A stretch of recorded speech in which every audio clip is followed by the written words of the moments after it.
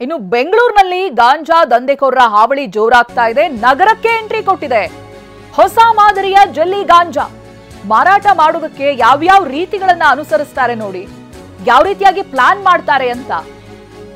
ಜಲ್ಲಿ ರೂಪದಲ್ಲಿರುತ್ತೆ ಈ ಗಾಂಜಾ. Medical engineering ಸ್ಟೂಡೆಂಟ್ಸ್ಗಳೇ ಇವರ ಟಾರ್ಗೆಟ್. ಗಾಂಜಾದ ಬಟ್ಟಿ ಇಳಿಸಿದ ದ್ರವವನ್ನ ಜೆಲ್ಲಿ ಚಾಕ್ಲೇಟ್ಗೆ ಮಿಕ್ಸ್ ಮಾಡ್ತಾರೆ. ಗಾಂಜಾವನ್ನ ಮಿಕ್ಸ್ ಮಾಡಿ ಮಾರಾಟ ಮಾಡ್ತಾ ಇದ್ದ ಇಬ್ಬರನ್ನ ಬಂಧಿಸಲಾಗಿದೆ. ಸಾಫ್ಟ್ವೇರ್ ಎಂಜಿನಿಯರ್ ಸೇರಿ ಇಬ್ಬರು ಕಾಕಿ ಲಾಕ್ ಮಾಡಿದೆ ಈಗ ಇಬ್ಬರನ್ನ. ಚಿಕ್ಕಮಗಳೂರು ಮೂಲದ ಇಸ್ಮಾಯಿಲ್ ಅದ್ನಾನ್ ಅಂತ, ಮೊಹಮ್ಮದ್ ಜಾಹಿದ್ ಅನ್ನುವ ಇಬ್ಬರನ್ನ ಬಾಟ್ರಾಯಪುರ ಪೊಲೀಸರು ಬಂಧಿಸಿದ್ದಾರೆ. ಮತ್ತೊಬ್ಬ ಆರೋಪಿ ನಾಪತ್ತೆಯಾಗಿದ್ದಾನೆ. ಪೊಲೀಸರು ಹುಡುಕಾಡ್ತಾ ಇದ್ದಾರೆ ಆತನಿಗಾಗಿ. ಇದು ಬೆಂಗಳೂರಿನಲ್ಲಿ ಯಾವ ರೀತಿಯಾಗಿ ಇವರು ಸೇಲ್ ಮಾಡ್ತಾ ಇದ್ರು ಅಂತ ಹೇಳಿದ್ರೆ, ಮಾರಾಟ ಮಾಡ್ತಾ ಇದ್ರು ಅಂದ್ರೆ ಜೆಲ್ಲಿ ರೂಪದಲ್ಲಿ. ಜೆಲ್ಲಿ ಚಾಕ್ಲೇಟ್ಸ್ ಗಳೆಲ್ಲ ಬರುತ್ತೆ, ನಿಮ್ಗೆ ಗೊತ್ತಿರಬಹುದು. ಆ ಜೆಲ್ಲಿ ಚಾಕ್ಲೇಟ್ಸ್ಗೆ ಈ ಗಾಂಜಾದ ದ್ರವವನ್ನ ಮಿಕ್ಸ್ ಮಾಡಿ ಚಾಕ್ಲೇಟ್ ರೂಪದಲ್ಲಿ ಮಾರಾಟ ಮಾಡ್ತಾ ಇದ್ರು ಇವರು.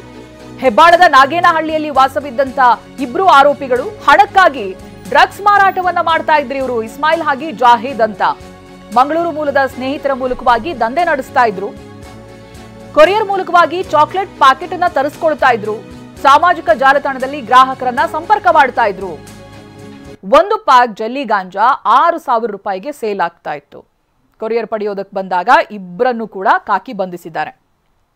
ಮೊದಲು ಜೆಲ್ಲಿ ಚಾಕ್ಲೇಟ್ಸ್ಗಳನ್ನ ಇಂಪೋರ್ಟ್ ಮಾಡ್ಕೊಳ್ಳೋದು, ಆನಂತರ ಅದಕ್ಕೆ ಗಾಂಜಾ ದ್ರವವನ್ನ ಮಿಕ್ಸ್ ಮಾಡೋದು, ಜೆಲ್ಲಿ ರೂಪದಲ್ಲಿ ಗಾಂಜಾವನ್ನ ಮಾರಾಟ ಮಾಡೋದು. ಇವರು ಸಾಮಾಜಿಕ ಜಾಲತಾಣದಲ್ಲಿ ಗ್ರಾಹಕರನ್ನ ಸಂಪರ್ಕ ಮಾಡ್ತಾ ಇದ್ರು. ಹಾಗೆ ಒಂದು ಪ್ಯಾಕೆಟ್ ಜೆಲ್ಲಿ ಗಾಂಜಾಗೆ 6,000 ರೂಪಾಯಿ ಫಿಕ್ಸ್ ಮಾಡಿ ಅವುಗಳನ್ನ ಸೇಲ್ ಮಾಡ್ತಾ ಇದ್ರು. ಈಗ ಕೊರಿಯರ್ ಅನ್ನ ಪಡೆಯೋದಕ್ಕೆ ಬಂದಾಗ ಇಬ್ಬರನ್ನ ಕಾಕಿ ಬಂಧಿಸಿದ್ದಾರೆ. ಎಷ್ಟೇ ತಲೆ ಉಪಯೋಗಿಸಿ ಗಾಂಜಾವನ್ನ ಮಾರಾಟ ಮಾಡೋದಕ್ಕೆ ಪ್ರಯತ್ನ ಪಟ್ಟರೂ ಕೂಡ ಪೊಲೀಸರು ಪತ್ತೆ ಹಚ್ತಾರೆ ಅನ್ನೋದಕ್ಕೆ ಇದೊಂದು ಉದಾಹರಣೆ.